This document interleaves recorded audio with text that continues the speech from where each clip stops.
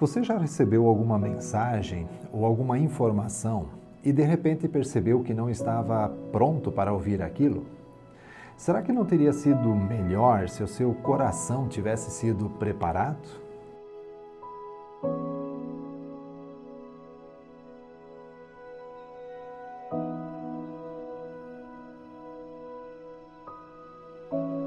A parábola do semeador e as seguintes foram contadas por Jesus junto ao mar da Galileia, perto de Cafarnaum, tendo diante de si a planície de Genezaré.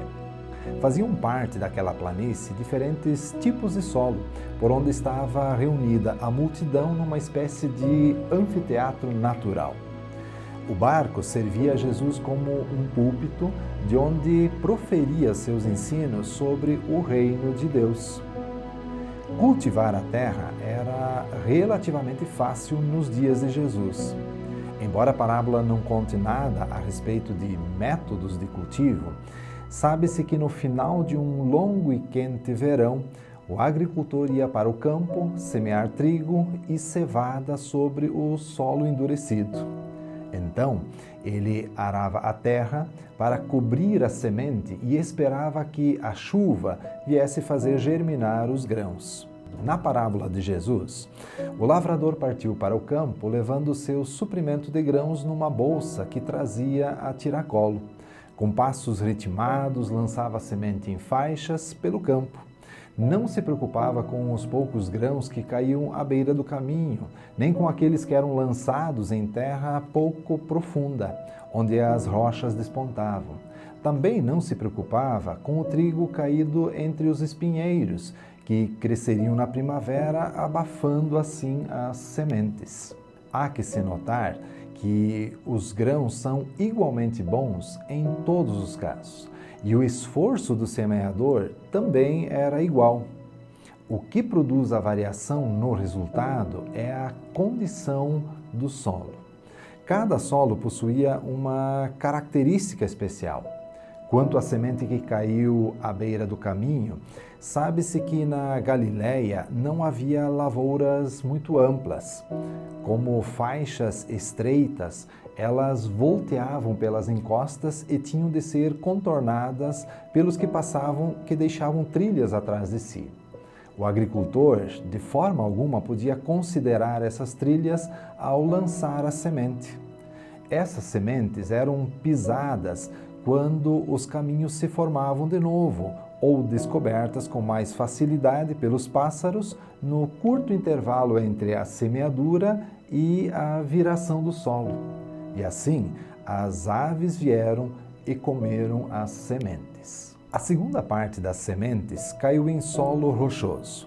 Nessa região havia numerosos lajeados de calcário que muitas vezes eram cobertos somente por uma camada fina de solo.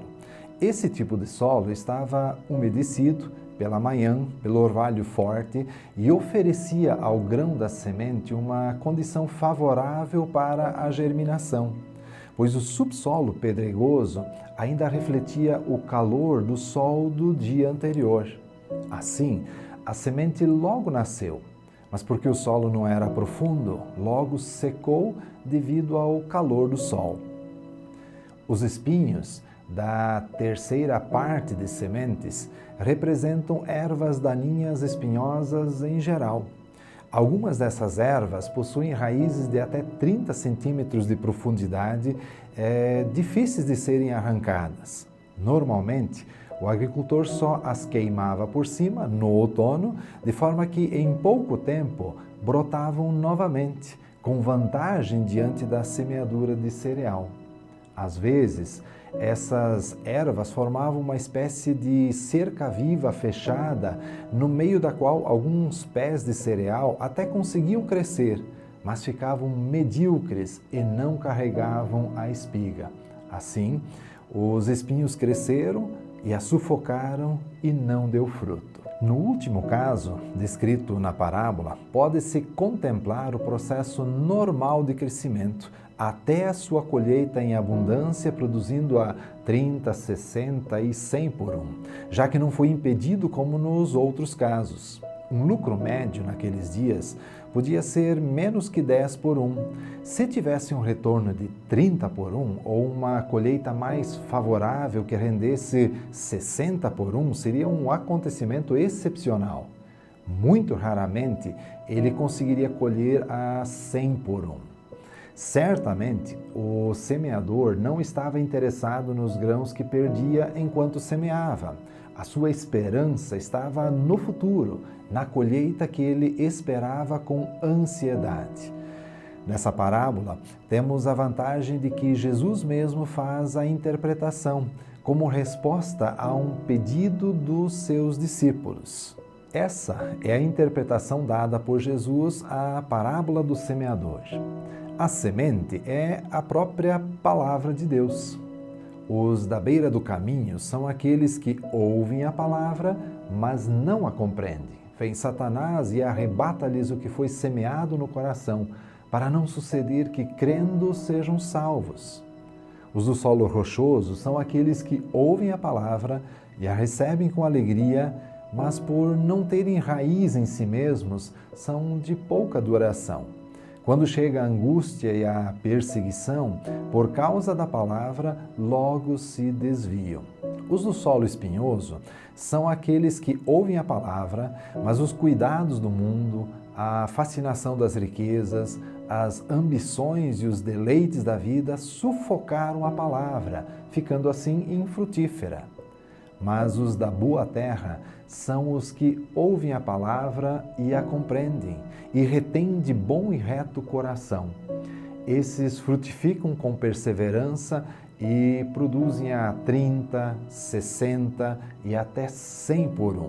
Para que a verdade produza efeito, depende do estado espiritual dos ouvintes. Essa parábola às vezes é chamada de parábola dos solos, porque ilustra os diversos estados de coração que se encontram entre os seres humanos a quem chega a mensagem do Evangelho.